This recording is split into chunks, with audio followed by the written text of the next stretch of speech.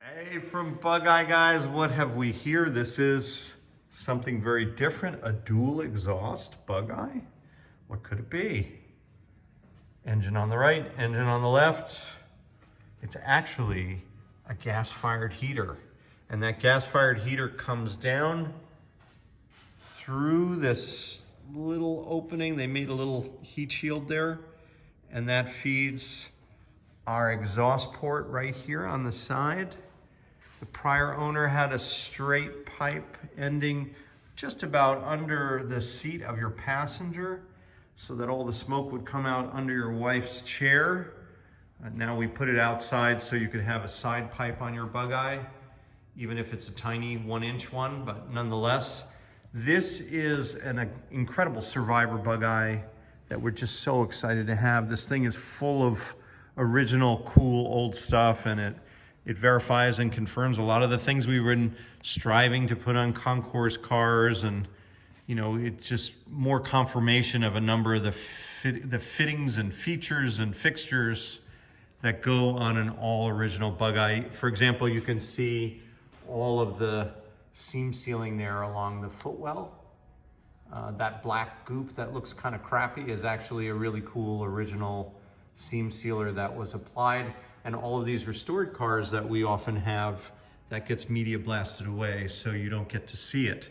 This car, we saved everything we could, but we also wanted it to be safe and also to make the heater safe because it's basically a firebox under the hood. But we put in dual fuel pumps. The one on the right is feeding the heater. We put in a bung fitting here in the tank to feed that heater, and that fitting is a little higher than empty, so you can't run the heater to run the car out of gas. You'll save a reserve in a sense for the engine. But so the pump on the right is powering the heater. When you turn on the heater power, that comes to life. The pump on the left is an engine pump, which is somewhat standard, but the line here on the left is just a conduit for that green power line to feed the fuel pumps from the ignition switch. So we didn't want to drill any holes through this nice original interior that you'll see on the top side. So you have a bunch of very tidy fuel lines running forward, and we were really happy to tidy that up and sanitize it for the next owner. Let's go up top and see what else we've got.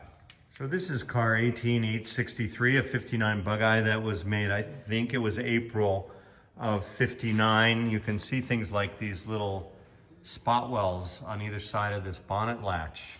See those little dimples? Those are all the original spot wells, and that smooth bonnet twist handle right there. You see in the center of the handle, it's flat. That's an original bonnet handle. The reproductions now don't look that way. So these are all original features, which are just so delightful to see. It even says 18.8 on the nose in yellow crayon. If you can see it right there in the center, 188, so it's 18863. So this nose would have been marked for this car at the factory. And because the car is so well preserved, you still see it. Here's our bazooka though, man. This thing is just super cool. It's a big firebox, just like the oil burner in my basement. That thing's shooting flames into a chamber. Hot air is rushing past it in another chamber, and that hot air comes out of that little nozzle at 140 degrees, which is much hotter than a water-based system. It then makes a 90-degree turn down into that little plenum, the plenum being the replacement of where the heater box would have been, and that would have been a water-fed heat system. That little yellow cable opens a damper, so when you turn on the heater, which is on the dash, this little gray box fires the points. That little blower right in the center there feeds this black hose, this corrugated hose, into the air box. That's the supply air for the fire. The supply air for the heater comes through the regular front snorkel. And out comes hot air. It has its own coil and igniter. This was like your sort of Volkswagen, J.C. Whitney-esque kind of heater. What's incredibly cool about it though is this particular model is an early style. We can verify that because of its features. And the second generation of that heater came out in late '59. Now this is the early one, so we have reason to believe that this heater was fit sometime very close to this car being brand new. So that heater's been there for the duration, and how exciting that we could restore it. It now works beautifully. So once it's blowing that hot air like crazy, you then would regulate the damper as to how much you want it to come into the car. So you have one fan flat there, and the other fan is for the air blowing. This one right on the back here is blowing the air out of the chamber. So one's feeding the air, the other's blowing air into the cockpit. And that's how that gas heater works, with the exhaust coming down at that corner just in front of the passenger tire. So you also see this great seam sealer there here. It always looks terrible, right? So people remove it. You can understand why, but that black goop right across the center of your screen at the seam between the firewall and the fender, that's a factory feature. And if you're building a concourse car, you want to put that back. So in other words, it's just the part of the craziness of concourse. There's this goopy awfulness. It gets media blasted off when you send it to the media blaster. Then you end up with this naked tub, and you got to add the goopiness back on if you want the concourse points. Of course, most restorations, they don't bother with that, but it's nice to see it here on this car. We have the helmet battery terminals as well. The original air filters are also on the bench, but we've just cleaned and rebuilt the carburetors, so that's not there anymore. One concession, I see the orange neoprene side cover gasket. The cork ones were there and they leak, so the neoprene functions a lot better. We sell those neoprene ones in our catalog if you want them for your own car. It also had an original upper radiator hose and lower hose. How did we deal with that? Let's see, we cheated. But the original hose had no pipe up. You see that nut clamped in there. I wish we could get a straight hose, but they're not available. There was one in there, but it was too much of a risk that it would fail and spill all the coolant. As with the bypass hose, it had, if you look just to the left of that chimney for the heater, there's two clamps, and that's a bypass hose. That's a straight hose. Use the straight hose for more durability. The corrugated one that was in there was the original, and man, was it crusty. And same with the fuel filter, not original, but a nice thing to have for the new owner who's going to want to drive this car with the luxury of super delightful warm toes, courtesy of their gas-powered heater. We have a leaf green car here that was painted once. Kind of cool to see. The original leaf green is on that fender well. It's a little bit more yellow. And this more chalky green is the one respray green, which I would have thought was leaf green, but clearly this is not the original. The original seats, I think, have been dyed. So someone tried to save them, but they've done quite well, but the color's been altered slightly. We do have the original dash and the original covering, the original shift tower. Look at those original mats with original broken off pieces, huh? And then we have the floor mats there as well. These panels have been painted too. When the car was painted, maybe they did it at the same time. They painted that plug in the footwell. That would have been black originally, and they painted the screw heads. But the original mats, look at that tunnel mat. That's a nice one with just one crack. These things usually are just beat to death.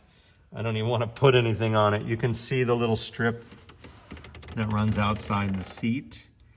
That little strip down there. And oh, look at this. First of all, look at these cool seat belts, this web strap. Is that not awesome? This little friction belt. That's all they had, just like this great pass-through belt. And then here you have the pass-through hard door mat in the back.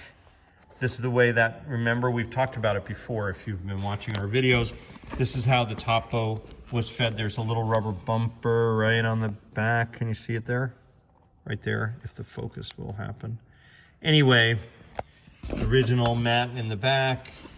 This is that coveted rubber mat. Oh man, all you folks with green cars, I know you would love to have this mat, but it's of course staying with this car. It's just such a nice, it's in such nice shape all through here, that flange that runs through here. I'll show you, this is the heater damper right here. Oh, sorry, that's the power for the heater. It only comes on when the key's on. It's kind of cut like a fan blade. That's neat to see. And then on this side you have the damper. So you pull this to get max heat flowing in through your plenum here. We have this one's closed, probably because it was so hot, but we'll open it, let all the heat in. If you close it, it all comes out through the defroster, and this actually might have been the only Bugeye with a working defroster as a result of all that heat power. But anyway, heat off would be in, heat on would be pulling this, and pulling this. This is how you would regulate how much heat you got, so that would be half heat. But again, I mean, we're talking about a heater that finally works in a car that really had kind of a nominal heater if it was the stock version. And here's that great, lift mat to fill insignia, which in the ribs coming down here and running longitudinally, as we've recreated on our 501 mat set, which is for sale in our catalog. It looks very, very similar, and it's far more durable. So, but this car survives so beautifully. I mean, it's in amazing shape. These are the original green liners. Of course, this is the original glue. How special. But no, the original glue is failing. And, you know, it's up to the new owner what they want to do with this, but this is cool stuff, and we left it for now. Here, the screw and the single rivet, that's how these were attached when they were new. There's just a wealth of stuff that you see in the Concours standards. It's really neat to see it in its original unadulterated form. Here's the correct body number that's also on the heritage certificate. This is this floor matting stuff, which is quite rigid now. It was rubber. It's now quite hardened. But many of the cars, somebody was making and adding these. You see how it changes from the narrow ribs in the front of the original mat, which is part of this piece. It goes all the way up to the dip switch. But then there's this little floor mat piece of green, unless somebody painted it, but I don't think they did. I think this was green. Sorry, I broke it. I don't think that tells us anything. That might have been glue. It might have been sprayed, but we've seen red and green mat like this. You know, maybe the new owner will want to throw this away and put in a black one. It's entirely up to you how you want to preserve it. But it is a very cool Bugeye. Original tonneau with the off-white backing on the fabric, which is unobtainium. You have the superb original 10X fittings. They're just perfect the way that the lettering is done, and the spiral is, it's just a more gorgeous art piece than the ones that are out there as reproductions. These are the original curved common sense fittings that we had to struggle. We actually made for 501. And over here we have the original glass, and this is the original trunk emblem. The car is just full of such cool stuff. But this glass, if you can read it from the back, it actually says L59. So it's a 59, hard to read from this side, but it's a 59 triplex windscreen glass. Anodized column, stanchions that still have the anodizing. It's yellowed a little, but they're still anodized. And the baby moon screws that are all here, these are the original screws. What a special car and a luxury to have here at Bugeye, guys.